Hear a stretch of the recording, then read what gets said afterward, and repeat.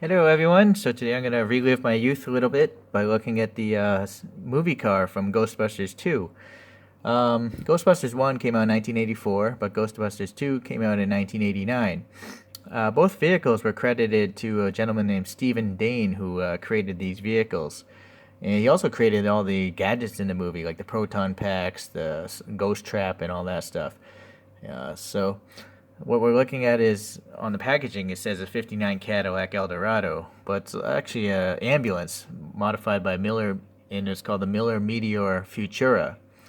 And only around 400 of those cars were made, and it had a 6.3 liter V8, making around 320 horsepower.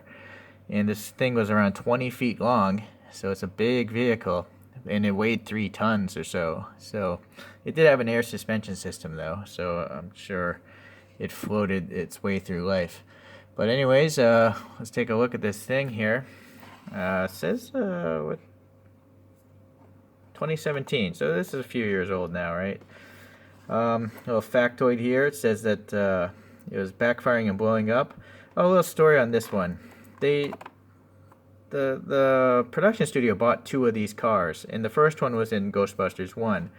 And then in the second movie, it broke down on the Brooklyn Bridge, and that caused a big traffic jam, and they got fined, of course. So then they went ahead and took the second car and created the Ecto-1A, which has much more stuff going on the top of the vehicle. So that's the story behind that. It was out of necessity that they create a second Ghostbusters car, because the first one was just dying. So, alright, not much on the back here. So let's take a look here. Alright. So I did look up the dimensions of this car, and some sources are saying it's supposed to be around 20 feet long, which if I convert that over into millimeters at 1/64 scale, this thing should be 95.25 millimeters long. And let's take a look here. So zeroed out, right?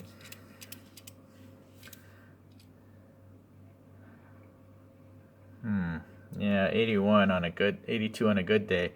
So this is definitely not 1/64 scale, even though the packaging said so. It's way too small. So I'm not sure really what scale it is, but it's definitely too small. Oh well, it's still the nicest looking Ghostbusters vehicle I've seen. Hot Wheels makes a version or two, but they just don't look as detailed as this one. I mean, look at what's going on the top of this thing. In fact, let me get the best angle here. So let's see. The body panels here are pretty much non-existent because this white paint is so thick that it's really hard to see that this thing even has doors. Or this little wheel cover there. But the printing is great because it's not a decal. You know, it's all tampo printing, so that should last a while. These wheels look quite accurate to the car here and the photo behind. And then it's nice to see the tires have printing on them as well. And it is the right kind of tire, I guess, as well. So that's pretty cool. Really good job. This is actually my first Johnny Lightning. I was watching Colin's 64 diecast, and he had some video where he was talking about the Simpsons cars. And I do plan to get those, but they're so expensive. I just haven't found a good price yet. But by researching those Simpsons cars, I realized that Johnny Lightning makes this car, so I figured I'd pick this one up. Okay, well anyways, pretty wide tires, really, not realistic at all. And in fact, this vehicle is very narrow. I don't think this is realistic either. I'm quite sure that this thing would be wider, right? Maybe not. Maybe if the thing was actually the proper length. I don't know, it might just be an illusion because these tires are so wide, it just seems skinny to me. Anyways, what does that say? 1996. It was when this casting was first made. Okay, but there's a printing here of July 2017. Okay. Alright, well anyways, it does seem like an alright casting. Yeah, so I think Johnny Lightning, they mostly don't have plastic lenses, am I correct? Because these are definitely painted on. But it's nice to see there's a license plate painted on. Kind of nice to see these depressions, which are on the bumper of the real car. And then we have a bunch of molded in grill details. So yeah, there's the Ghostbusters 2 logo printed on the hood, so that looks pretty good. And then there's some sort of chevron, which I'm assuming is supposed to be the Cadillac logo. Okay, and then now I'm noticing the silver paint here on these ridges. So that's a nice little detail. And I do unfortunately see some paint bubbling, which is kind of a shame, really. If this thing was only from 2017, right? This thing isn't that old, and it's already got paint rash going on. So that's pretty bad. That's too bad. All right. Well, while we're at the top, we got all these crazy gadgets. No, don't really know what any of this stuff is.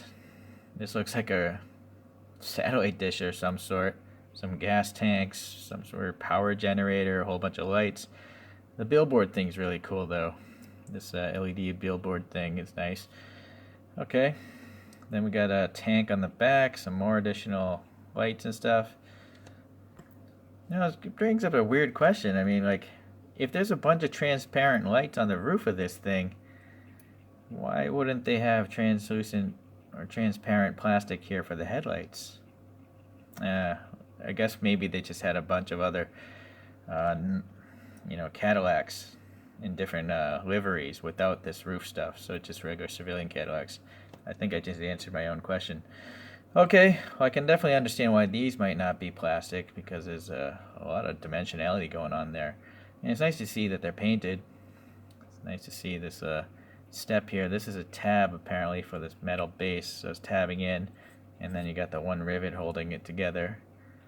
Okay, pretty plain bottom, but that doesn't bother me. I don't display my cars upside down, so some sort of third brake light up there, some LED strips, hazard painting, door handle. Don't know what that is. Maybe that's a fuel filler? I don't know. Okay, this side, yeah, the printing's nice. Does that say "We believe you" or "He believe you"? I'm not sure what that says. It's hard to make out. Let me zoom in. Yeah, "We believe you." And then I don't know why the car says "Call JL5 2020," but it is on the photos of the real movie car. I almost thought this was Johnny Lightning, like Johnny Lightning called something, right? But no, it's on the real movie car. So seems like we got a black interior with some molding detail, but pretty hard to see. Let me get the flashlight. Alright, so a little steering wheel, a little dashboard, seats, a little texture to that seat, the bench seat. The back, probably nothing, because this is supposed to be a sliding gurney that holds all the proton packs. But I don't see that. No, I'm just seeing basic. Well, it's really hard to tell with these distorted windows here. No, I can't tell. All right. Well, so basically, to sum this up, it's not to scale. It's not 1/64 scale, but I think it's probably the best looking Ghostbusters vehicle that's close to 1/64 scale. Please correct me if I'm wrong. If there's a better Ghostbusters car that's around 1/64, please let me know, because I'd like to get it. But I do think this looks pretty cool. I mean, it's definitely seems to be a step above Hot Wheels, but definitely below like premium brands, because this would be a whole separate piece if it was a premium brand. But minus this radar dish, everything else looks pretty cool. I mean, it's nice to see all this extra translucent plastic for these lights and stuff like that. And the tampo printing, I think, is really nice. So let's get this up on the stand here. There's the car I'm looking at. I don't know if that's at like Universal Studios or something, but you can see it says "Call JL5 2020," so that printing does seem correct. Alright, so you got the billboard, you got some weird tubes here, although these are white and those are yellow. But I'm not sure if this is really the real car. Universal very often will take multiples, and they have multiple Universal Studios throughout the world, so it's possible this is not the original movie car. They might have just simulated it. Alright. Well, I guess that's it for today. If you're a Ghostbusters fan, hopefully you appreciate this and you might want to track down this model yourself. I'm pretty happy I got it, and I guess we'll see you around.